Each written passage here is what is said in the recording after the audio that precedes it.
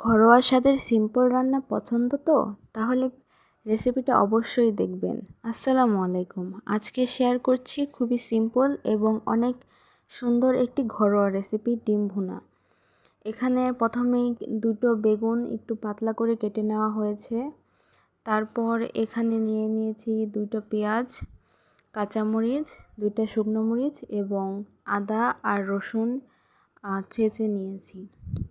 তারপর একটা কড়াইতে তেল গরম করে এখানে প্রথমেই আমরা দিয়ে দিচ্ছি শুকনো মরিচগুলো। এখানে শুকনো মরিচ আগে ভেজে নিলে সুন্দর একটা স্মেল বের হয়। তারপরে দিয়ে দিচ্ছি আমাদের বাদ বাকি উপকরণগুলো।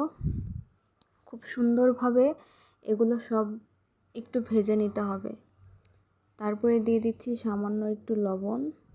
আবার আমরা এগুলো ভালোভাবে ভেজে নেব। তারপরে দিয়ে দেওয়া হচ্ছে 1 চা চামচের মতো হলুদ মরিচের গুঁড়া আর সামান্য একটু জিরে গুঁড়া। আবার এগুলো সব ভালোভাবে মিশিয়ে তারপরে আমরা দিয়ে দিচ্ছি অল্প একটু পানি, মশলাগুলো সব কষানোর জন্য। এই পর্যায়ে পানিটা শুকিয়ে তেলটা উপরে উঠে আসলে আমরা এখানে আগে থেকে ধুয়ে রাখা মাছের ডিমটা দিয়ে দিচ্ছি। এই রান্নাটা হবে অনেক সিম্পল এবং একদম ঘরোয়া। কোনো এক্সট্রা কোনো জিনিস আমরা ইউজ করব না, কিন্তু স্বাদ হবে দূর দূরান্ত। এই পর্যায়ে আমাদের ডিমটা ভালোভাবে মিশানো শেষ। একটু সুন্দর করে নাড়াচাড়া দিয়ে ভেজে নিয়ে তারপরে এখানে আমরা দিয়ে দেব হচ্ছে আমাদের কেটে রাখা বেগুনগুলো। বেগুনের বদলে এখানে আপনারা আলু বা অন্য কোনো সবজিও ব্যবহার করতে পারেন। এইভাবে একবার রান্না করে দেখবেন, এটার স্বাদ কখনোই ভুলবেন না। খুব সুন্দরভাবে আমরা এটা ডিমের সাথে মিশিয়ে তারপরে একটু ঢাকনা দিয়ে ঢেকে দিব। এই পর্যায়ে দেখতেই পারছেন বেগুনগুলো অল্প অল্প নরম হয়ে এসেছে। আমরা এখানে অল্প একটু পানি ইউজ করব যাতে বেগুনগুলো নরম হয়ে যায়। পানির সাথে সবগুলো সবজি বেগুন ভালোভাবে নাড়াচাড়া দিয়ে মিশিয়ে তারপরে এটা আমরা ঢেকে দেব 5 মিনিটের মতো।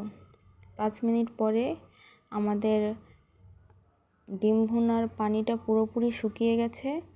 এই পর্যায়ে আমরা এটা সুন্দর করে একটু ভেজে নেব, তারপরে আমাদের রান্নাটা ডান। এই পর্যায়ে আপনারা এখানে কাঁচামরিচ ব্যবহার করতে পারেন। আমি দিইনি কারণ আমার বাসায় ছিল না।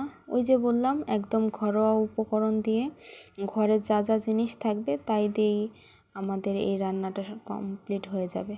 দেখতেই পারছেন কতটা লোভনীয় লাগছে। এটা আমি সার্ভ করেছিলাম গরম ভাতের সাথে, একটা মাছ ভাজা আর একটু মাছের ডিম। একদম অমৃত স্বাদ ছিল। যারা যারা এই কম্বোটা ট্রাই করেননি অবশ্যই করবেন, এবং আমার ভিডিও দেখে কেউ যদি রেসিপিটা ট্রাই করে থাকেন অবশ্যই জানাতে ভুলবেন না। এই রকম আরও সুন্দর এবং ঘরোয়া রেসিপি পাওয়ার জন্য আমার পেজটাকে ফলো দিয়ে সাথেই থাকবেন। দেখা হবে নতুন একটি ভিডিওতে। আল্লাহ হাফেজ।